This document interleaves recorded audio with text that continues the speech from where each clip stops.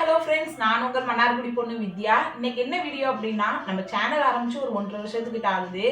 சரி, நம்ம self introduction மாதிரி ஒரு வீடியோ போடலாம் அப்படின்னு சொல்லிட்டு தான் எடுத்திருக்கேன்.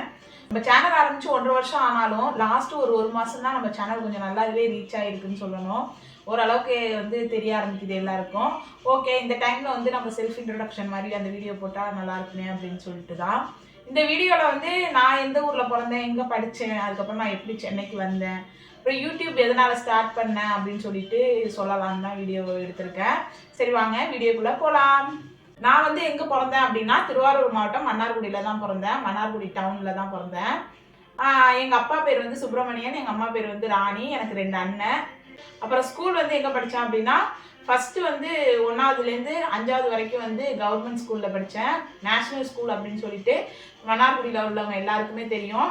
குட்டி நேஷ்னல்னு, அது நேஷ்னல் ப்ரைமரி ஸ்கூல்னு பெரிய ஹையர் செகண்டரி ஒன்று இருக்கும். பக்கத்துலேயே குட்டி ஸ்கூல்னு படித்தேன். 5th வரைக்கும் அந்த சின்ன நேஷ்னலில் படித்தேன். அதில் பாய்ஸ் கேர்ள்ஸ் போத்து தான். அந்த 5th படித்ததுக்கு அப்புறமே எங்கள் ஊரில் உள்ளவங்க எல்லாருக்கும் மைண்ட் செட்டு பொண்ணுங்களுக்கு அப்படின்னாலே கான்வென்ட் ஸ்கூல். அது girls school, saint Joseph girls higher secondary school, அது கேர்ள்ஸ் ஸ்கூலு. 5th வரைக்கும் எங்கே படிக்கிறாங்களோ இல்லையோ 6th கான்வென்ட்டில் போட்டுட்டோம் அப்படின்னா அப்போலாம் ரொம்ப பெருமையாக இருக்கும், கான்வென்ட்டில் படிக்கிறாங்க அப்படின்னு சொல்லிட்டு. அதுவும் இல்லாமல் கேர்ள்ஸ் ஸ்கூலாக அதனால சேஃப்டியாக இருக்கும் அப்படின்னு சொல்லிட்டு அங்கே தான் போட்டுருக்காங்க. நான் 6thலேருந்து 12th வரைக்கும் கான்வென்ட்டில் தான் படித்தேன். ஸ்கூல் லைஃப் அவ்வளோ ஜாலியாக இருக்கும். ஃபஸ்ட்டு 10th வரைக்கும் நான் நல்ல ஒரு படிப்ஸு, நல்லா சூப்பராக படிப்பேன். ஃப்ரெண்ட்ஸ் எல்லாம் 10th 467 மார்க்கு. அப்போ படிப்பு படிப்பு படிப்பு, டியூஷனுக்கு போகணும், படிக்கணும், அந்த மாதிரி தான் இருப்பேன். அப்போ உள்ள ஃப்ரெண்ட்ஸும் என்னோட சர்க்கிளில் இருந்த ஃப்ரெண்ட்ஸும் சூப்பராக படிப்பாளுவோம். அதனால் எங்களுக்கு படிப்புக்குள்ளே தான் போட்டி வரும். இப்போ அது பேர் என்ன, நீ நல்லா மார்க் எடுக்கிறேன், நான் நல்லா மார்க் எடுக்கிறேன், அந்த மாதிரி தான் இருந்துச்சு. 11th 12th அப்படியே நான் சேர்ந்த சேர்க்கை வேறு மாதிரினா தப்பான பிள்ளைங்கலாம் கிடையாது. ரொம்ப ஜாலியாக இருப்போம். மிஸ்ஸை கலாய்க்கிறது, பிள்ளைங்களை கலாய்க்கிறது அப்படின்னு சொல்லிட்டு ஜாலியாக இருப்போம். அதனால 12th மார்க்கு கோட்டை விட்டுட்டேன். 12th மார்க்கு கோட்டைனா ரொம்ப அது கம்மியெல்லாம் கிடையாது. 900 சம்திங் எடுத்திருந்தேன். Maths biology group. அப்போ மேக்ஸ் பயாலஜியில் 900 எடுக்கிறதுங்கிறது பெரிய விஷயம்தான். அதனால ரொம்ப கம்மினா அந்த 700 மார்க் அந்த மாதிரியெல்லாம் இல்லை. இன்னும் நான் 10th படித்த அளவுக்கு இப்போ யோசிக்கிறேன். 10th படித்த அளவுக்கு படிச்சிருந்தேன்னா கண்டிப்பாக 1000க்கு மேலே எடுத்திருக்குமோ அப்படின்னு சொல்லிட்டு. ஏன்னா நான் 11th 12th எக்ஸாமுக்கெல்லாம் சுத்தமாக நான் சும்மா படிச்சுட்டு போனது தான். 10th அளவுக்கெல்லாம் 10thலலாம் படிச்சுக்கிட்டே இருப்பேன். 12thலாம் நான் சுத்தமாக படிக்கலைன்னு தான் சொல்லணும். சும்மா ஏதோ படித்தேன். நான் அவ்வளோ மார்க் எடுத்திருந்தேன், 900 சம்திங் எடுத்திருந்தேன். அதுதான் அப்படியே 12th வரைக்கும் முடிச்சாச்சு, அதே ஸ்கூல்லேயே முடிச்சாச்சு. அப்புறம் எப்படி நான் 5th முடித்தோன்னே 6thனா கான்வென்ட்டோ அதே மாதிரி எங்கள் ஏரியாவில் செங்கமலத்தாய் காலேஜ்னு இருக்குது. அங்கே தான் என்னை காலேஜ் சேர்த்து விட்டாங்க. எனக்கு என்ன ஆசைனா வெளியில் போய் ஹாஸ்டலில் தங்கி ஏதாவது நல்லா படிக்கணும் அப்படின்னு சொல்லிட்டு. பட் எங்கள் வீட்டில் எங்கள் அப்பா எங்கள் 2 அண்ணனும் ரொம்ப ஸ்ட்ரிக்ட்டு, செம்ம ஸ்ட்ரிக்ட்டு. எங்கேயுமே போக விட மாட்டாங்க. எங்கே போனாலும் அழைச்சிட்டு வரணும்னு.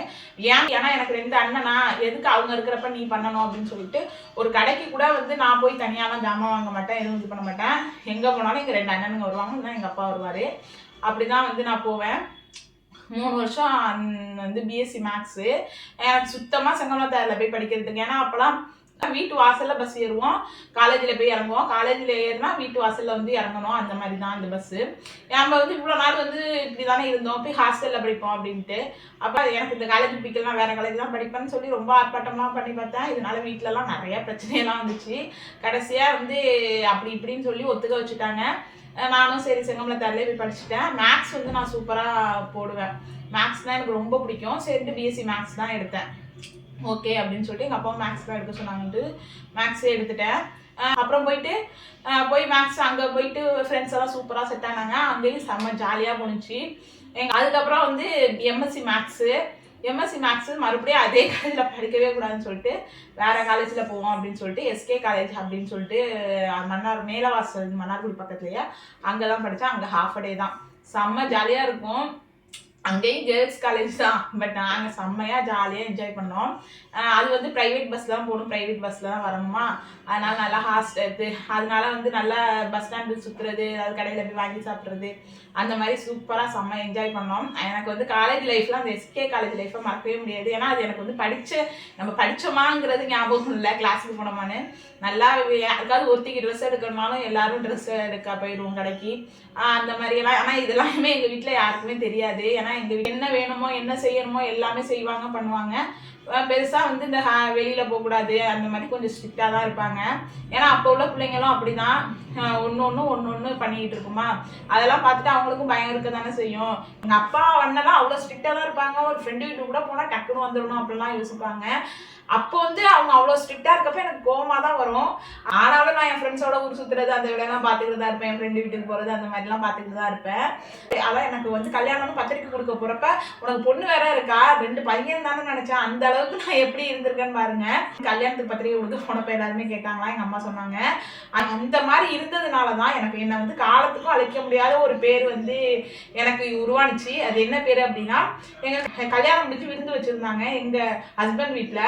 அப்போ வந்து எங்கள் சொந்தக்காரவங்க எங்கள் தெருவில் உள்ளவங்க தான் அவங்க வந்து என் ஹஸ்பண்டை வந்து தனியாக வந்து சொன்னாங்களாம், ரொம்ப நல்ல பொண்ணுப்பா, நல்ல குடும்பம், வெளியில் இருக்கிறதே தெரியாது, தெருவுலையே வந்து நல்லபடியாக எந்த ஒரு தப்பான பேரும் இல்லாமல் கல்யாணம் பண்ணிக்கிட்டு போனது மணி பொண்ணு மட்டும்தான் அப்படிங்கிறத வந்து என் ஹஸ்பண்ட் வந்து அவர் சொல்லியிருப்பார் போல. அவர் வந்து அன்னைக்கு நைட்டே வந்து என்கிட்ட சொன்னார், அவர் இந்த மாதிரி சொன்னாருன்னு. இப்போ வரைக்குமே அவரை எங்கேயாவது இவர் பார்த்தாரு அப்படின்னா அதுதான் சொல்லுவார், உன்னை சொன்னார்ல அப்படின்னு சொல்லிட்டு. அந்த அளவுக்கு ஸ்ட்ரிக்டாக இருந்ததுனால தான் நானுமே நம்ம ஃப்ரெண்ட்ஸ் எல்லாம் தப்பான வழியில் போனாலும் பரவாயில்ல, நம்ம அண்ணனுங்கெல்லாம் இருக்காங்க, நம்ம அப்பாலாம் இருக்காங்க, நம்ம அப்பாவோட மானத்தெல்லாம் இது பண்ணிடக்கூடாது அப்படிங்கிறது எப்பயுமே மைண்டில் இருக்கும். அது ஒரு பயம் இருக்கும். அந்த மாதிரிலாம் எங்கள் அப்பா எங்கள் அண்ணனுங்கெல்லாம் இருந்ததுனால இப்பயும் சரி எல்லாருமே சொல்லுவாங்க, எந்த ஒரு தப்பு தண்டாவும் இல்லாமல் எந்த ஒரு தப்பான பேரும் வாங்காமல் இந்த மணியோட 3 பிள்ளைங்களும் தான் வந்து ஒழுக்கமாக வந்து இந்த கல்யாணம் பண்ணிக்கிட்டாங்க அப்படின்னு. அது வந்து அழிக்க முடியாத ஒன்று தானே. எனக்கும் சரி எங்கள் அண்ணனுங்களுக்கும் சரி. எங்கள் ஊர் சைடெல்லாம் மைண்ட் செட் எப்படி இருக்குன்னா, பொண்ணை நல்லா படிக்க வைக்கணும், அதுக்கப்புறம் நல்லபடியாக கல்யாணம் பண்ணி கொடுத்துடணும் எல்லாம் பண்ணி செஞ்சு அப்படிங்கிற ஒரு மைண்ட் செட் தான். அதில் அதே மாதிரி தான் எங்கள் அப்பாவுக்கும் அதே மாதிரி தான் மைண்ட் செட்டு. அதே மாதிரி வந்து என்னை நல்லா படிக்க வச்சாங்க, நல்ல இடத்துல கல்யாணம் பண்ணி கொடுத்தாங்க. எம்எஸ்சி முடித்தேன். எம்எஸ்சி செகண்ட் இயரு, ஆமாம் பிஎஸ்சி 3 வருஷம், எம்எஸ்சி செகண்ட் இயர் பாதியிலேயே வந்து மாப்பிள்ளை பார்க்க ஸ்டார்ட் பண்ணுவோம் அப்படின்னு சொல்லிட்டாங்க. எங்கள் இதுலலாம் வந்து கல்யாணம் பண்ணி படிக்க வச்சுட்டு அதுக்கப்புறம் கல்யாணம் பண்ணி கொடுத்துடணும் அப்படிங்கிற ஒரு இதுதான் இருக்கும். அதனால அவங்க அப்பாவும் ஓகே மாப்பிள்ளை பார்ப்போம். ஏன்னா எனக்கு எங்கள் அண்ணனுக்கு வந்து என்னை விட வந்து 3 வயசு அதிகம்.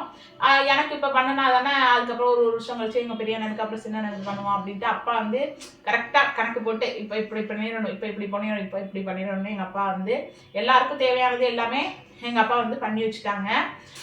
ஓகே அப்படின்னு சொல்லிட்டு எனக்கும் வந்து சின்ன பிள்ளையிலேருந்து என்ன மைண்ட் செட்டுனா, ஓகே நம்ம காலேஜ் படிக்கணும், அதுக்கப்புறம் கல்யாணம் அப்படிங்கிற ஒரு மைண்ட் செட்டாக தான் இருந்துகிட்டு வந்துச்சு. இந்த நம்ம சின்ன பிள்ளைலேருந்து என்னத்தை சொல்கிறாங்களோ அதுதானே நம்ம மைண்டில் இருக்கணும். வேலைக்கு போகணும், போய் சம்பாதிக்கணும் அப்படிங்கிறதெல்லாம் பெருசாக இல்லை. ஓகே கல்யாணம்னா கல்யாணம் பண்ணிக்கணும், இப்போ படிக்கணும், கல்யாணம் பண்ணிக்கணும். படிப்பு வந்து நம்ம பிற்காலத்தில் ஏதாவது ஒரு கஷ்டங்கள் வந்தாலும் அந்த நேரத்தில் நம்ம படிப்பு உதவணும் அப்படிங்கிறதுனால படித்தேன். அப்படி தான் நான் மைண்டில் நினச்சிக்கிட்டேன். எங்கள் அப்பா சொல்லுவாங்க, படிப்புங்கிறது வந்து பின்னாடி வந்து உனக்கு கஷ்டம் வந்தாலும் உனக்கு வந்து உதவணும் படிப்பு, அது மாதிரி நீ படிக்கணும் அப்படின்னு சொல்லிட்டு. எங்கள் அப்பா படிப்புலலாம் குறை வச்சதில்லை. பிஎஸ்சி மேக்ஸ், எம்எஸ்சி மேக்ஸ் தான். எப்பயுமே மேக்ஸ் டீச்சருக்கு வேக்கண்ட் அதிகமாக தான் இருக்கும். வீட்டுக்கு பக்கத்தில் இருக்க சிபிஎஸ்சி ஸ்கூலில் கூட இப்போ கூப்பிடுறாங்க, மேக்ஸ் டீச்சர் கம்மியாக இருக்காங்க, வாங்க 30 ரூபா வரைக்கும் தரோம் அப்படின்னு சொல்லிட்டு. எங்கள் அப்பா கொடுத்த என்னோட படிப்பு வந்து எப்பயுமே எனக்கு ஹெல்ப்ஃபுல்லாக தான் இருக்கும். எங்கள் அப்பா வந்து 5 வயசில் வந்து கஷ்டத்துக்காக ஸ்கூலுக்கு போகாமல் வேலைக்கு போனவங்க தான் இன்ன வரைக்கும் வந்து உழைச்சிக்கிட்டு தான் இருக்கிறாங்க. வசதிகள் எல்லாமே இருந்தாலும் நம்ம இன்னமும் உழைக்கணும், நம்மளால் முடிஞ்ச அளவுக்கு உழைக்கணும் அப்படின்னு சொல்லிட்டு உழைச்சிக்கிட்டு தான் இருந்தாங்க. எங்கள் ரொம்ப கஷ்டப்பட்டு தான் எங்கள் 3 பேரையும் வளர்த்து நல்லபடியாக படிக்க வச்சு நல்ல இடத்துல கல்யாணம் பண்ணி கொடுக்கணும் அப்புறம் எங்கள் அண்ணனுங்களுக்கும் நல்ல இடத்துல பண்ணணும் அப்படின்னு சொல்லி அவங்க வந்து ஒரு பெரிய சாம்ராஜ்யத்தையே உருவாக்கிட்டாங்கன்னு தான் சொல்லணும். எங்கள் அப்பா வந்து நான் ஏதாவது ஒரு விஷயம் பண்ண போறேன்னா அந்த விஷயம் எனக்கு வந்து பிடிக்காம தான் நான் பண்ணுவேன். எங்கள் அப்பா வந்து புஷ் பண்ணி தான் வந்து என்னை வந்து அந்த விஷயத்த பண்ண வைப்பாரு. ஆனால் எங்கள் அப்பா புஷ் பண்ணி என்னை அதை பண்ண வச்சாலும் அது வந்து எனக்கு ரொம்ப நல்லதாக அமையும். அதே மாதிரி தான் என்னோட 11th வந்து நான் கம்ப்யூட்டர் சயின்ஸ் தான் என் ஃப்ரெண்டெல்லாம் எடுக்கிறாங்கன்னு அதில் எடுப்பேன், மேக்ஸ் பயாலஜி தான் எடுத்தேன். அது வந்து எனக்கு நல்லா அமைஞ்சிச்சு. அதே மாதிரி காலேஜுக்கு வந்து நான் செங்கமலத்தாயில் போக மாட்டேன், மேக்ஸ் எடுக்க செங்கமலத்தாயில் போக மாட்டேன் அப்படின்னு சொன்னேன். பட் நான் எங்கள் அப்பா வந்து புஷ் பண்ணி அப்படி தான் போனேன். ஆனால் வந்து செம்ம ஜாலியாக என்ஜாய் பண்ணேன். எம்எஸ்சி மேக்ஸும் அப்படி தான், நான் அந்த காலேஜுக்கு போக மாட்டேன், நான் என்னை ஹாஸ்டலில் சேர்த்து விடுங்க அப்படின்னு சொல்லியிருந்தா அங்கேயும் போய் எங்கள் அப்பா புஷ் பண்ணி தான் அங்கேயும் சேர்த்து விட்டாரு. அங்கேயும் ஜாலியாக இருந்துச்சு. கடைசியாக கல்யாணமும் பாருங்கள், இவர் வேணவே வேணான்ட்டா எங்க அப்பாவோட உட்கால தான் நான் வந்து அவரை பாக்குறதுக்கே ஸ்ட்ரைட்டா பாக்கலாம்னு சொல்லி ஒத்துக்கிட்டேனே, இல்லைன்னா நான் வேண்டவே வேண்டாம்னு சொல்லிட்டேன். அது ஒவ்வொரு விஷயத்துக்குமே எங்க அப்பா வந்து எனக்கு பிடிக்காத ஒரு விஷயமா தான் இருக்கும். ஆனா எங்க அப்பா வந்து புஷ் பண்ணி என்ன அதை பண்ண வைப்பாரு. ஆனா அது எனக்கு ரொம்ப பெஸ்டா அமையும். அதனாலேயே வந்து எங்க அப்பா வந்து எந்த எந்த ஒரு விஷயம் நம்ம தப்பா நமக்கு வந்து அது பிடிக்கல, நம்ம அதை செய்ய வேண்டாம்னு நினைச்சாலும் எங்க அப்பா அந்த விஷயத்த பண்ண சொன்னாங்க, செய்ய சொன்னாங்க அப்படின்னா நான் இப்பெல்லாம் யோசிக்காம செய்வேன். காரணம் வந்து எங்க அப்பா வந்து பலதையும் யோசிப்பாங்க, பலதையும் யோசிச்சு தான் அந்த முடிவு எடுக்க சொல்லுவாங்க. அதனாலதான் வந்து அது வந்து நல்லதாவே அமையும். அதனால இப்பயுமே சரி, எங்க அப்பா ஏதாவது சொல்லிட்டாங்க அப்படின்னா ஓகே அப்படின்னு சொல்லிட்டு, ஏன்னா 1000 விஷயத்தையும் எங்க அப்பா யோசிப்பாங்க. இப்ப அந்த விஷயம் நான் வந்து அப்பாவை யோசிச்சிருவாங்க. அதனால நான் வந்து இப்பெல்லாம் வந்து நோனே சொல்ல மாட்டேன். எது சொன்னாலும் ஓகே, நீ சொன்னா கரெக்டா இருக்குப்பா அப்படின்னு சொல்லிட்டு நீ செய்யி அப்படின்னு சொல்லிடுவேன். இப்ப எங்க அப்பாவோட இடத்துக்கு எங்க அண்ணன்களும் வந்துட்டாங்க. அவங்களும் எனக்காக நான் இப்படி பண்ணணும் அப்படி பண்ணணும் அவங்களும் சொல்லுவாங்க. அவங்க அட்வைஸையும் நான் இப்ப கேட்க ஆரம்பிச்சிட்டேன். அதுக்கப்புறம் எம்எஸ்சி முடிச்சேனா, எம்எஸ்சி முடிச்சோடனே அந்த செகண்ட் இயர்லேயே கொரோனா டைமு, மாப்பிள்ளை பார்க்கலாம் அப்படின்னு சொல்கிறப்பயே மாப்பிள்ளையெல்லாம் வந்துச்சு.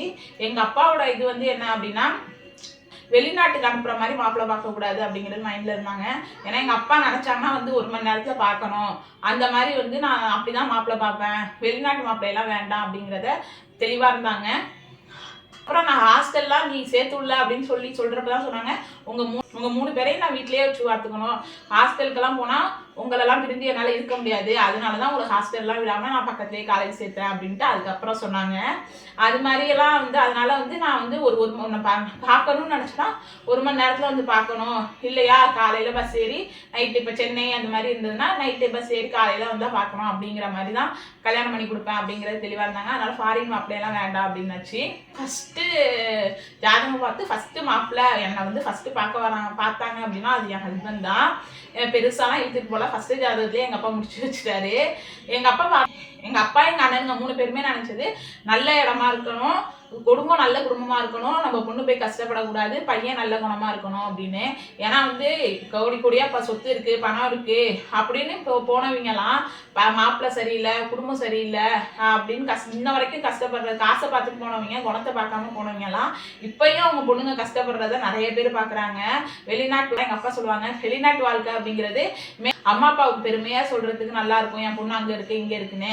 ஆனால் வந்து நீ போய் அங்கே தனியாக இருக்கிறப்ப தான் தெரியும் அப்படின்ட்டு, அதனால அந்த கஷ்டத்தெல்லாம் நீ படக்கூடாது அப்படின்னு சொல்லிட்டு இவங்கள பார்த்தாங்க. எங்கள் அண்ணன்லாம் போய் எங்கள் அண்ணனும் அவங்க ஃப்ரெண்ட்ஸுக்கிட்டலாம் விசாரித்தான். அப்புறம் எல்லாரும் விசாரித்தாங்க, இவங்க நல்ல வேலையில் இருக்காங்க ஓகே அப்படின்னு சொல்லிட்டு இவங்கள ஃபிக்ஸ் பண்ணியாச்சு. 2 ஜாதகம் வந்துருந்துச்சு. ஒன்று வந்து அவர் வந்து ஃபாரின்ல இருப்பார் போல சம்திங். அப்புறம் இவர் ஒரு ஜாதகம் இருந்துச்சு. அவங்க வந்து ரொம்ப புஷ் பண்ணாங்க. அவங்க வந்து உள்ளிக்கோட்டையிலேருந்து போட்டு பாடாப்படுத்தினாங்க. எங்கள் அண்ணன் வந்து என்ன சொன்னான்னா, நீ வந்து அந்த மாப்பிள்ளையை கல்யாணம் பண்ணிக்கிட்டீங்கன்னா நீ ஊர்லேயே தான், கிராமத்துலேயே தான் இருக்கணும், அவர் ஃபாரின் போயிடுவார் உன்னை விட்டுட்டு, நீ இந்த கிராமத்துக்குள்ளேயும் நம்ம மன்னார்குடிக்கு உள்ளிக்கோட்டைக்கு தான் அலையணும். இன்னொன்று வந்து இவரை கல்யாணம் பண்ணிக்கிட்டீங்கன்னா ஜாலியாக போய் சென்னையில் இருக்கலாம், நல்லா ஊர் சுற்றலாம் அப்படி இப்படின்னு எங்கள் அண்ணன் சின்னண்ணன் வந்து எனக்கு சொன்னான். ஆனால் எனக்கு வந்து இவரோட ஃபோட்டோவை பார்த்தோன்னே எனக்கு இவர் எப்படி தெரிஞ்சாரு அப்படின்னா, குண்டா இருக்க மாதிரி இருந்துச்சு. நம்ம ஒல்லியா இருக்கமே, இவர் குண்டா இருக்காரு என்னடா அப்படின்னு சொல்லிட்டு நான் வந்து எங்க வீட்டுல சொல்லிட்டேன், அவர் குண்டா இருக்காரு, நான் ஒல்லியா இருக்கேன், எனக்கு அதெல்லாம் வேண்டாம் அப்படின்னு சொல்லிட்டேன்.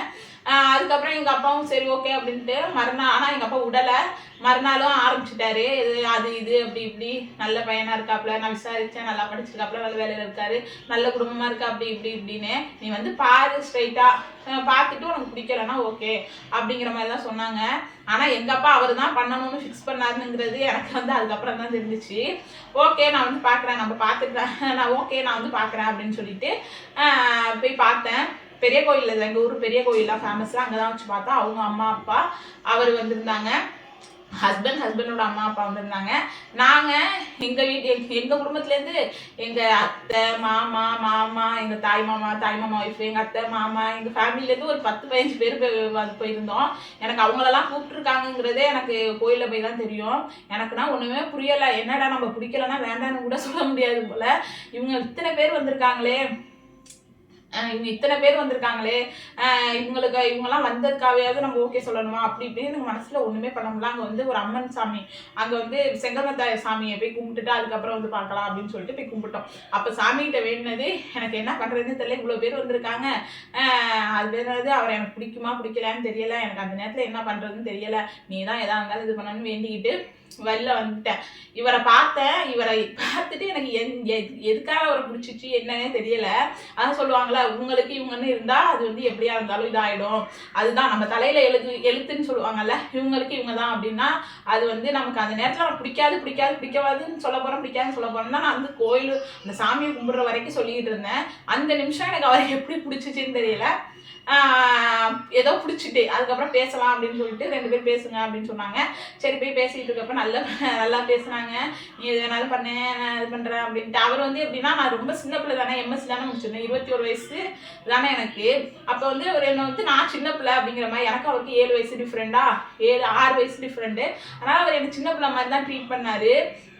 அப்போ இப்பயும் சொல்லுவார், நீ வந்து கூட்டுறவங்களாம் புடவை கட்டிட்டு வருவாங்களா, அந்த மாதிரி தானே நீ புடவை கட்டிட்டு வந்த. ஆமாம், எனக்கே நான் எப்படியா இருந்தாலும் நோ தானே சொல்ல போகிறேன். அதுக்காக தான் நான் வந்து பெருசாக ஒன்றுமே பண்ணல. ஒரு புடவையை கட்டிக்கிட்டு ஒரு செயின் நெக்லஸ் போட்டிருந்தேன், அவ்வளோதான். அது அப்படின்னு சொல்லுவார். ஓகே அப்படின்னு சொல்லிட்டு அது ஏன் பிடிச்சிட்டு 2 பேருக்கும் பிடிச்சிட்டு ஓகே அப்படின்னு சொல்லிட்டு கல்யாணத்துக்கெல்லாம் எல்லாம் பேசி முடிச்சுட்டாங்க. அப்புறம் வந்து என் ஹஸ்பண்ட் மாதிரி ஒரு தங்கம் யாருமே இல்லைன்னு தாங்க சொல்லணும், யாருக்குமே. ஏன்னா வந்து ரொம்ப ரொம்ப ரொம்ப நல்லவர்.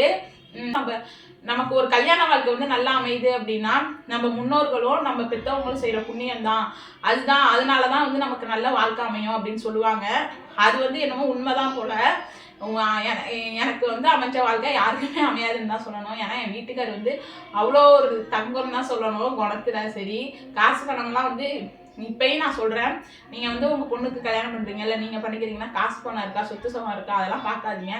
பையன் நல்ல பையனா, குணத்தில் நல்ல குணமா, நீங்கள் என்ன பண்ணாலும் உங்களை அட்ஜஸ்ட் பண்ணி போவாங்களா அப்படின்னு விசாரிச்சுட்டு கல்யாணம் பண்ணி கொடுங்க. சில பேர் விசாரிக்கிறப்ப நல்லவனாக இருப்பான், அப்புறம் பார்த்தா தான் தெரியும். இருந்தாலும் முடிஞ்ச அளவுக்கு விசாரிக்காமல் இது பண்ணாதீங்க. காசு பணங்கிறது எப்போ வேணாலும் நம்ம சம்பாரிச்சிக்கலாம். நாங்கள் எதிர்பார்க்கவே இல்லை இப்போ இந்த அளவுக்கு வந்து நாங்கள் வருவோம் அப்படின்னு சொல்லிட்டு. கல்யாணம் ஆகி ஒரு 5 வருஷத்துலேயே நாங்கள் வந்து எல்லாரும் சொல்கிற அளவுக்கு வந்து வந்துட்டோம். அதனால வந்து காசு பணம் இருக்கா, சொத்து சுகம் இருக்கான்னு நினைக்காதீங்க. நீங்களாம் உருவாக்குங்க. இந்த நல்ல குணமான ஒரு ஹஸ்பண்ட் அமைஞ்சிட்டாங்க அப்படின்னா நம்ம லைஃப்பில் என்ன வேணாலும் சாதிக்கலாம், என்ன வேணாலும் பண்ணலாம். நிச்சயதார்த்தமாக நல்லா கிராண்டாக பண்ணாங்க. எங்கள் அப்பா வந்து இப்போ ஏதோ ஒரு கதை சொல்ல போய் எங்கேயோ போயிட்டு பாருங்க. எங்கள் அப்புறம் நிச்சயதார்த்தம் பண்ணோம். நிச்சயதார்த்தம்லாம் எங்கள் அப்பா கிராண்டாக பண்ணாங்க. என்னோட நிச்சயதார்த்தமே என் கல்யாணம் மாதிரி அவ்வளோ கூட்டம் வந்துருந்துச்சு. எல்லாருமே வந்துருந்தாங்க, ஃப்ரெண்ட்ஸு எல்லாருமே வந்துருந்தாங்க. கிட்டத்தட்ட ஒரு 1300 பேர் நிச்சயதார்த்தத்துக்கே வந்திருந்தாங்க. அவ்வளோ கிராண்டாக பண்ணியிருந்தாங்க எங்கள் அப்பா. யாருமே எங்கள் சரௌண்டிங்கில் யாருமே பண்ண முடியாத அளவுக்கு இப்போ எல்லாரும் பண்ணுறாங்க. பட் அப்போ வந்து எங்கள் சரௌண்டிங்லேயே யாருமே பண்ணாத ஒன்றை வந்து பண்ண மாதிரி ஒரு ஃபீலிங்ஸ் தான் இருந்துச்சு. அந்த அளவுக்கு நாங்கள் அவ்வளோ கிராண்டாக பண்ணியிருந்தோம். மண்டபம்லாம் பிடிச்சி பெருசாக கல்யாணம் மாதிரி பண்ணியிருந்தோம்னு வச்சுக்கோங்களேன். அதுக்கப்புறம் வந்து கல்யாணம் பண்ணலான்னு ஒரு டேட் ஃபிக்ஸ் பண்ணியிருந்தோம். அது என்னென்னா கொரோனாவை போயிடுச்சு. ஐயோ என்னடா கொரோனாவை போயிட்டே அப்படின்னு சொல்லிட்டு, கொரோனான்னு சொல்லிட்டு அந்த ஃபிக்ஸ் பண்ண டேட்லேருந்து தள்ளி வச்சாச்சு. இதுக்கு மேலே தள்ளி வைக்கக்கூடாதுன்னு சொல்லிட்டு அதுக்கப்புறம் ஒரு கொஞ்சம் கொரோனாலாம் முடிஞ்சப்போ 100 பேர் அலோவ் பண்ணாங்களே கல்யாணத்துக்கு. அந்த டைமில் நாங்கள் பத்திரிக்கையெல்லாம் அந்த பழைய டேட்டுக்கு அழைச்சிட்டோம். பத்திரிக்கையெல்லாம் அடிச்சு அந்த பத்திரிக்கையில் டேட்டு மாற்றி மறுபடியும் புதுசாக ஒரு டேட் ஃபிக்ஸ் பண்ணோம்ல, அதெல்லாம் மாற்றி பண்ணி செஞ்சு எல்லாருக்கும் பத்திரிக்கையும் கொடுத்தாச்சு. கிட்டத்தட்ட கல்யாணத்துக்கு 100 பேர் தான் வரலான்னு அலோவ் பண்ணியிருந்தது. எங்கள் கல்யாணத்துக்கு தாங்க ஃபஸ்ட்டு எங்கள் ஏரியாவில் 1000 பேர் எங்கள் கல்யாணத்துக்கு 1000க்கும் மேலே பேர் வந்திருந்தாங்க. பயமாக இருந்துச்சு, யாருக்காவது ஏதாவது கொரோனா வந்துருமோ, ஏதாவது பண்ணிடுமோ செஞ்சிருமோன்னு. போலீஸ் யாரும் வந்துருவாங்களோ, ஏன்னா வந்து 100 பேர் தானே அலோவுடு. நாங்கள் 1100 பேர் கூட்டம் வந்துக்கிட்டே இருக்கு. எங்கள் அண்ணன் ஃப்ரெண்ட்ஸ்லாம் அதிகம், அவங்க பாட்டுக்கு வந்துக்கிட்டே இருக்காங்க. ஐயோ அப்படின்ட்டு பயமாக இருந்துச்சு. அதுக்கப்புறம் வந்து கூட்டம் வந்துக்கிட்டே இருந்துச்சு, பயமாக இருந்துச்சு. அப்புறம் என்னன்னா கல்யாணம் முடிஞ்சு யாருக்காவது ஏதாவது ப்ராப்ளம் ஆயிருமோனா அது மாதிரிலாம் எதுவும் ஆகலை. கல்யாணமும் முடிஞ்சிடுச்சு. 1 மாதம் அங்கே இருந்தோம் மாமியார் வீட்டில். எங்கள் வீட்டிலேருந்து மன்னார்குடினா பக்கத்தில் வல்லாங்குடிக்காடு 10 நிமிஷம் தான் எங்கள் ஹஸ்பண்ட் ஊர். 10 நிமிஷம். அதனால இங்கே போகிறது அங்கே வருதுன்னு 1 மாதம் நல்லா விருந்து அப்படி இப்படின்னு நல்லா இருந்தோம். நாங்கள் 1 வருஷம் கல்யாணம் ஆகி 1 வருஷம் வரைக்குமே விருந்து சாப்பாடு சாப்பிட்டுட்டு இருந்தோம். ஏன்னா எங்களுக்கு சொந்தங்கள்லாம் அதிகமாக, ஹஸ்பண்ட் சைடு சொந்தங்கள் அதிகம், எங்கள் சைடு சொந்தங்கள் அதிகம். எனக்கு அத்தையே வந்து 3 அத்தை, அப்புறம் மாமா வீடு, அக்கா வீடு, சித்தி வீடு அப்படின்னு சொல்லிட்டு அப்புறம் ஹஸ்பண்டுக்கு அந்த மாதிரி 1 வருஷம் நாங்கள் வந்து விருந்தே சாப்பிட்டுக்கிட்டு இருந்தோம். அப்படி நல்லா போணுச்சு. ஹஸ்பண்ட் 1 மாதம் கழிச்சு அந்த கொரோனா டைமில் ஒர்க் ஃப்ரம் ஹோம் தானே, வீட்டில் இருந்து வேலை பார்த்தாங்க. அதுக்கப்புறம் வந்து 1 மாதத்துக்கு அப்புறம் வந்துட்டாங்க. நானும் அதுக்கப்புறம் ஹஸ்பண்ட் வந்து ஒரு மாதத்துக்கு அப்புறம் நானும் சென்னைக்கு வந்து வீடு பார்த்து இருக்கலாம் அப்படின்னு சொல்லிட்டு வீடு பிஹெச்கே ஹவுஸ் தான் வந்து பார்த்து இருந்தோம் ரெண்ட்டுக்கு. அதுக்கப்புறம் தம்பியை வந்து இங்கே தூக்கிட்டு வரப்போ தான் கொஞ்சம் பெரிய வீடாக இருக்கட்டும் அப்படின்னு சொல்லிட்டு இன்னொரு வீடுன்னு இப்போ வந்து 3வது வீட்டில் இருக்கோம். ரெண்டலுக்கு தான் இருக்கோம். கடவுளோட புண்ணியத்தில் வந்து ஃப்யூச்சரில் வீடு வாங்க முடியுதா என்னன்னு தெரியலை. ஏன்னா நம்ம எதுவுமே ப்ரிடிக்ட் பண்ண முடியாது. நம்ம ஒன்று நினச்சோம் அப்படின்னா கடவுள் ஒன்று நினைப்பாரு. நல்லது. யாருக்கும் எதுவும் நினைக்காம அடுத்தவங்க காசுக்கு ஆசைப்படாமல் நம்ம இருந்தோம் அப்படின்னா நமக்கு நல்லதே நடக்கும். அவ்வளோதான். காலைல ஒர்க்குக்கு போயிடுவாங்க, நான் ஈவினிங் தான் வருவாங்க. எனக்கு போர் அடிக்கும். நான் என்ன இந்த ஃபோனையே தான் நோட்டு வசதிங்கிறது. ஏன்னா காலையிலே சமைச்சிருவோம் ஹஸ்பண்ட் போகிறதுனால. அது ஜாலியாக இருக்கும். ஃபஸ்ட்டு ஒரு வருஷம் நல்லா ஊர் சுற்றுறது, சனி ஞாயிறானா ஊர் சுற்றுறது அப்படி தான் இருந்துச்சு.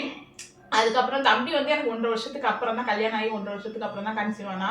ஒரு 6 மாதம் ஜாலியாக இருந்துச்சு. அதுக்கப்புறம் புள்ள இல்லையான்னு போட்டு பாடாப்படுத்த ஆரம்பிச்சுட்டாங்க. ஸ்ட்ரெஸ்ஸு நமக்கு ஒரு பக்கம் அதிகமாகிடுச்சு. சரி அதான் காலைல போவாங்க, நைட்டு தான் வருவாங்களா. ஹஸ்பண்ட் வந்து மார்க்கெட்டிங் ஃபீல்டில் இருக்காங்க அப்படிங்கிறதுனால காலைல லேட்டாக தான் போவாங்க. அப்புறம் சாயந்தரம் கொஞ்சம் லேட்டாக தான் வருவாங்க. ரொம்ப போர் அடிக்கும். என்னடா பண்ணுறதுன்ட்டு. ஏன்னா எவ்வளோ நேரம் தான் ஃபோனையே பார்த்துக்கிட்டு இருக்குது அப்படின்னு சொல்லிட்டு சரி நம்மளும் ஒரு யூடியூப் சேனல் ஆரம்பிப்போம் அப்படின்னு சொல்லிட்டு சும்மா யூடியூப் சேனல் ஆரம்பித்து டைம் பாஸுக்கு ஒரு யூடியூப் சேனல் ஆரம்பிப்போம், அதையாவது பண்ணுவோம் அப்படின்னு சொல்லிட்டு ஸ்டார்ட் பண்ணேன். பெருசாலாம் ஒன்றும் வீடியோ போட மாட்டேன், எப்பயாவது சும்மா போட்டுக்கிட்டு இருப்பேன். அந்த மாதிரி தான் இருந்துச்சு.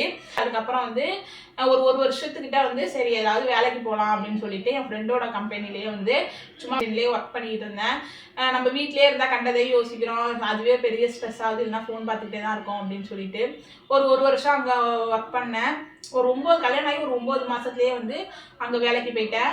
அப்புறம் ஒரு வருஷத்துக்கிட்ட ஒர்க் பண்ணேன். தம்பியும் கன்சீவ் ஆகிட்டான். எங்கள் அண்ணனுங்கெல்லாம் நான் ஃபஸ்ட்டு வேலைக்கு போனதுக்கே எங்கள் அண்ணன்லாம் திட்டினா, நீ ஏன் வேலைக்கு போகிற, வேலைக்கெல்லாம் போகக்கூடாது. எங்கள் ஊர் மைண்ட் செட் எப்படின்னா பொண்ணுங்க வேலைக்கு போனால் வீட்டில் வர கஷ்டம் போட, அதனால தான் அப்படிங்கிற மாதிரி மைண்ட் செட் எங்கள் ஊர் சைட்லாம் அப்படி தான் இருக்கும். இப்போ தான் எல்லா பொண்ணுங்களும் சரி பசங்க ஈக்குவலாக எல்லோரும் வேலைக்கு போகிறதெல்லாம் வந்து இது பண்ணுறாங்க. அப்போல்லாம் வந்து அது மாதிரி தான் இந்த பொண்ணை வேலைக்கு போக சொல்லிட்டாங்க அப்படின்னு நினைப்பாங்களே அப்படின்ட்டு. எங்கள் அண்ணா வந்து அதெல்லாம் வேலைக்கெல்லாம் ஏன் போகிறேன், நான் வீட்டில் இருக்கிறதுக்கு எனக்கு போர் அடிக்குதுடா, அதனால தான்டா போகிறேன். எங்கள் வீட்டிலே சொல்லி சமாளிச்சுட்டு போயிட்டு இருந்தேன். தம்பி கன்சீவ் ஆகிட்டான். அதுக்கப்புறம் 10 மாதம் ஜாலியாக போணுச்சு. எங்கள் வீட்டுக்கு போகிறது, இங்கே இருக்க சென்னையில் இருக்குது, அப்புறம் மாமியார் வீட்டுக்கு போகிறது, இப்படின்னு இருந்துச்சு. அதுக்கப்புறம் தம்பியும் பிறந்துட்டான். தம்பி பிறந்ததுக்கப்புறம் எப்போயாவது இந்த மாதிரி கொஞ்சம் ரொம்பலாம் அதில் வந்து பண்ணணும் அப்படின்லாம் இல்லை, எப்போயாவது வீடியோ எடுத்து போடுறது அந்த மாதிரி இருந்துச்சு. அதில் நிறையா பற்றி நமக்கு யூடியூப்பை பற்றி பெருசாக ஒன்றுமே தெரியாதா, எந்த பாட்டு யூஸ் பண்ணலாம், எப்படி பண்ணலாம், என்ன பண்ணலாம், காப்பிரைட் ஸ்ட்ரைக் வரும், காப்பிரைட் வரும், அதெல்லாம் வருமா, பெருசாக வந்து அதை பற்றி நம்ம விசாரித்து நம்ம அதை தான் இறங்க போகிறோம் அப்படின்னு நம்ம வந்து பண்ணல. அதனால எனக்கு வந்து காப்பிரைட்டு ஸ்ட்ரைக்கு அதெல்லாம் வந்துச்சு அப்படின்னா என்னென்னு கூட அப்போலாம் தெரியாது. அதுக்குள்ளேயே நான் வந்து வீடியோ போட ஆரம்பிச்சுட்டேன், பணம் சம்பாதிக்க ஆரம்பிச்சுட்டேன்னு ஊர் ஃபுல்லாக வந்து பேச ஆரம்பிச்சுட்டாங்க. அப்புறம் வந்து என்னன்னா அந்த சேனலில் எல்லாரும் நினைக்கிற மாதிரி ஊற்றி மூடிட்டு காப்பிரைட் ஸ்ட்ரைக் வந்துட்டு ஒரு நாள் காலையில் மெசேஜ் வந்து காப்பிரைட் ஸ்ட்ரைக் நிறையா வந்துட்டு, அதனால் உங்கள் சேனலை மூடப்படுகிறோம் அப்படின்னு சொல்லி உங்கள் சேனலை மூடிக்கிறோம் அப்படின்னு சொல்லிட்டு காலையிலே வந்து மெசேஜ் இப்போ அந்த சேனல் போயிட்டா அப்படின்னு சொல்லிட்டு ஒன்றும் பண்ணாமல் அப்படியே இருந்தேன். ஓகே அப்படின்னு தம்பியை தூக்கிட்டு சென்னைக்கு வந்துட்டேன். ஒரு வயசில் ஹஸ்பண்டுக்கு சாப்பாடுக்கெல்லாம் கஷ்டமாக இருக்குது அப்படின்னு சொல்லிட்டு இங்கே வந்துட்டேன். இங்கே வந்து தம்பியை பார்த்துக்கிறது, அவன் தூங்க வைக்கிறது அந்த மாதிரியே தான் இருந்துச்சு. குழந்தைங்களை வந்து நம்ம யார் சப்போர்ட் இல்லாமல் தனியாக பார்த்துக்கிறதுங்கிறது ரொம்ப கஷ்டம். ஒரு வயசு வரைக்கும் பெருசாக தெரியாது, ஒரு வயசுக்கு அப்புறம் தான் அவங்க சேட்டையே ஆரம்பிக்கும். எனக்கு வந்து ரொம்ப ஸ்ட்ரெஸ் ஆகிட்டு, ஏன்னா தம்பியை பார்த்துக்கிறது, அவனுக்கு சாப்பாடு விட்டுறது, அவனுக்கு பண்ணுறது, அவனை நைட்டு இது பண்ணாமல் இருக்கிறதுங்கிறது நமக்குன்னு எதுவுமே பண்ணிக்கலையேங்கிறத விட ஒரு மாதிரி எப்படி இதே ரொட்டீனாக இருக்கிறது எனக்கு வந்து ரொம்ப ஒரு மாதிரி ஸ்ட்ரெஸ்ஸாக இருந்துச்சு. அது எப்படி சொல்கிறதுன்னு தெரியல. சரி மறுபடியும் நம்ம ஒரு சேனலில் ஆரம்பிப்போம். ஏன்னா எனக்கு எடிட் பண்ணுறதுலாம் ரொம்ப பிடிக்கும். ஏன்னா நான் எங்கள் காலேஜ் படிக்கிறப்ப எனக்கு ஃபோன் வந்ததுலேருந்து என் ஃப்ரெண்ட்ஸுக்கு பர்த்டே அப்படின்னா விதவிதமாக எடிட் பண்ணி ஸ்டேட்டஸ் போடுவோம், என் க்ளோஸ் ஃப்ரெண்ட்ஸ்க்கெலாம் பர்த்டே அப்படின்னா. அதனால் எனக்கு அப்போலேருந்து எடிட் பண்ணுறதெல்லாம் பிடிக்குமா, சரி எதையாவது வீடியோ எடுத்து போடுவோம், அப்போயாவது கொஞ்சம் மைண்ட் ஃப்ரீ ஆகுதா அப்படின்னு சொல்லிட்டு தான் இந்த சேனல் நான் ஆரம்பித்து கொஞ்சமாக ஒரு வீடியோவாக போட்டுக்கிட்டு இருந்தேன். எல்லாருமே பேசுவாங்க, இதெல்லாம் என் வீடியோ எடுத்து போடுற அப்படி இப்படிம்பாங்க. நான் அதான் எல்லாரோட மைண்ட் செட்டும் எப்படி அப்படின்னா, நான் வந்து காசு சம்பாதிக்கிறதுக்காக தான் வீடியோ எடுத்து போடுறேன் அப்படின்னு. இப்போ 1.5 வருஷம் ஆக போகுது என் சேனலுக்கு. கடைசி இந்த ஒரு மாசத்துல நான் வீடியோ போட்டது தான் என்னோட மானிட்டைசிங் ஆயிருக்கு. இப்போதான் என் சேனல் மானிட்டைசிங் ஆயிருக்கு. 1.5 வருஷமா நான் சும்மா என்னோட டைம் பாஸ் தான் போட்டுக்கிட்டு இருந்தேன். ஆனா எல்லாரோட நினப்பும் நான் யூடியூப்ல வீடியோ போட்டே வந்து காசு சம்பாதிக்கிறேன். நான் ஒரு 5 வீடியோ கூட ஃபர்ஸ்ட் சேனல் ஆரம்பிச்சு ஒரு 5 வீடியோ கூட நான் போடல, எவ்வளவு காசு வருது அப்படின்னு என்கிட்ட ஸ்ட்ரைட்டா கேட்டாங்க. எனக்கு தானே தெரியும் அப்படின்னு சொல்லிட்டு இப்பதான் வந்து எனக்கு வாட்சிங் ஹவர்ஸ் ஏறி லாஸ்ட் ஒரு மாசம் தான் நான் நல்லா கான்சென்ட்ரேஷன் பண்ணி அது வந்து ஒரு வீடியோவா நான் தனியா போடுறேன். எப்படி என்னோட சேனலை எப்படி க்ரோத் பண்றேன் அப்படின்னு சொல்லிட்டு ஓகே. அதனால வந்து இப்போ அப்படியே போட்டுக்கிட்டு இருக்கேன். அங்கே வேலைக்கு போகுமா இங்கே வேலைக்கு போகுமா தம்பியா பார்த்துட்டு ஆள் வச்சுக்கிட்டு அப்படிலாம் யோசிக்க தோணுது. ஏன்னா நம்ம வீட்டுக்குள்ளே இருக்கவங்களுக்கு தாங்க தெரியும் எவ்வளோ ஸ்ட்ரெஸ்ஸாக இருக்கும் அப்படின்னு சொல்லிட்டு. அதனால தான் நான் அந்த சேனலில் வந்து நம்ம வீடியோ போடுறோம் போடலை, ஏதோ ஒன்று எடுக்கிறோம் ஏதோ ஒன்று போடுறோம் அப்படின்னு சொல்லிட்டு அது வந்து மைண்ட் ஃப்ரீயாக இருக்கும். எடிட் பண்ணுறோம் ஏதோ பண்ணுறோம் 4 பேர் கமெண்ட் பண்ணுவாங்க அப்படின்னு சொல்லிட்டு அப்படியே லைஃப் போயிட்டு இருக்கு. என் ஹஸ்பண்ட் வந்து நடுவில் நான் என்ன பிஸ்னஸ் பண்ண போகிறேன், சத்துமாவு பிஸ்னஸ் பண்ண போகிறேன்னு இதெல்லாம் பண்ணிட்டு தான் இருந்தேன். என் வீட்டுக்கார் எதுக்குமே நோ சொல்ல மாட்டார், செலவானாலும் ஒன்றுமே சொல்ல மாட்டார். என் வீட்டுக்கார் சொல்லுவார் எதாவது கற்றுக்க ஏதாவது படி அப்படின்னு தான் இப்போ வரைக்குமே சொல்லுவார். ஏன்னா நான் எப்போ பார்த்தாலும் ஃபோன் பார்த்துக்கிட்டு இருக்கேன், அப்புறம் எதையாவது யோசிச்சுட்டு இருக்கேன் அப்படின்னு சொல்லிட்டு இப்போ வரைக்கும் எனக்கு சப்போர்ட்டிவே என் ஹஸ்பண்ட் தான். அதனால அப்படியே போயிட்டு இருக்கு இப்போ லைஃபு. பார்ப்போம். என்னை பொறுத்த வரைக்கும் நம்ம வேலைக்கு போகிறோம் பண்ணுறோம் செய்கிறது இல்லை, தம்பியை நல்லபடியாக வளர்க்கணும், நல்ல என் ஹஸ்பண்ட் மாதிரியே ஒழுக்கமாக நல்ல குணமாக வளர்க்கணும் அப்படிங்கிறது தான் என்னோட பெரிய ஆசையே. அப்படியே லைஃப் இப்போ போயிட்டு இருக்கு. அவ்வளோதான் ஃப்ரெண்ட்ஸ். இதுதான் என்னை பற்றி, பெருசாக ஒன்றும் சொல்கிறதுக்கெல்லாம் கிடையாது, மொக்க ஸ்டோரி தான். இவ்வளோ நேரம் என் வீடியோவை பொறுமையாக பார்த்ததுக்கு ரொம்ப நன்றி. மீண்டும் ஒரு அடுத்த வீடியோவில் பார்க்கலாம். பாய்.